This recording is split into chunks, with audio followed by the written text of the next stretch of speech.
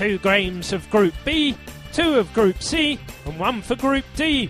This is the Wednesday programme of Day 6. Unicaja, who along with Barcelona are one of 2 undefeated teams in the Euroleague, will host Partizan and will be looking to book their place in the top 16. Malaga, who have been without Printezis and Gomes for a long time, will play with doubts regarding Archibald and Jimenez, who both have flu. For the Serbian champions, Bozic will be back on the floor, so the team will play with a full roster. In France, Entente Orléanaise will face Olympiacos, and not the best team to meet when you're looking for your first victory of the season. But never say never. Orléans won't have Milic, who left the team, while for coach Giannakis, Papaloukas will be back in action, while Vujicic played very little against Pau. Childress is in the USA because his father passed away.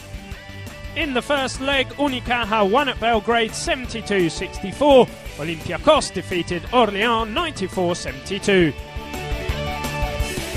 The Group C games will be played by Caja Laboral and Lottomatica at Vitoria, both with a 3-2 record, and by Cesca and Marussi at Moscow.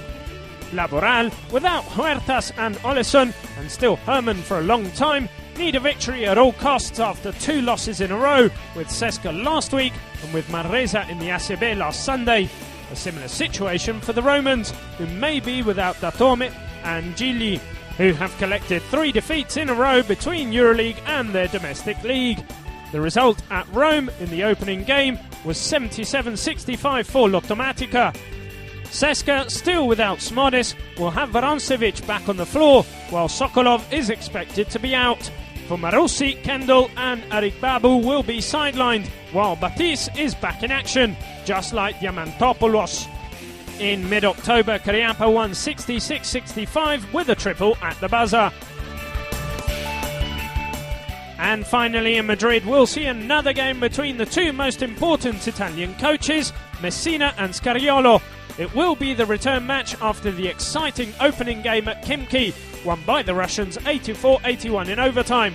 Of course, the main theme of the game is the race to first place in the group between them and Panathinaikos.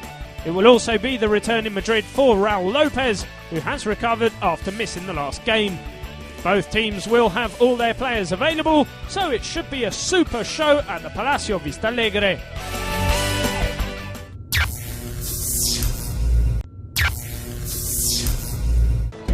"14 teams on the court, 7 exciting games on Thursday's Euroleague schedule. Are you ready for a night of big emotions? Well, the show will start at the Palau Blaugrana, where Regal FC Barcelona, still with a perfect 5 from 5 record, will host Fenerbahce Ulka, a team on the up at the moment and who plan to avenge the heavy defeat suffered in Istanbul in the first leg.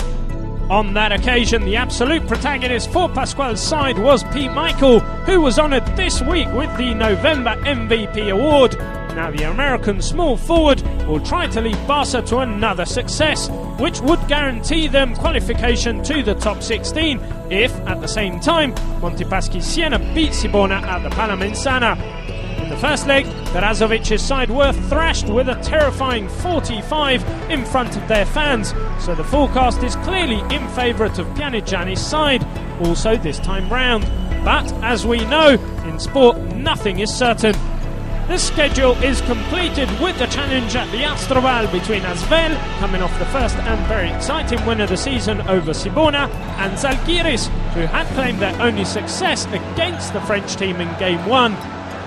Moving to Group B, FS Pilsen, confident after taming Orléans, are called to the test by hosting Lietuvos Rytas, while in Group C, Union Olympia, encouraged by their excellent performance against Lottomatica, will be looking for another feat in Ljubljana, this time in front of the leaders Maccabi Tel Aviv. Finally, there's Group D, where Panathinaikos, who share the lead with Real Madrid and Khimki, will be looking for victory at the Oaca over Armani Jeans Milano. While Oldenburger Seko Procom is an intriguing match to see if one of these 2 teams can make it to the next round.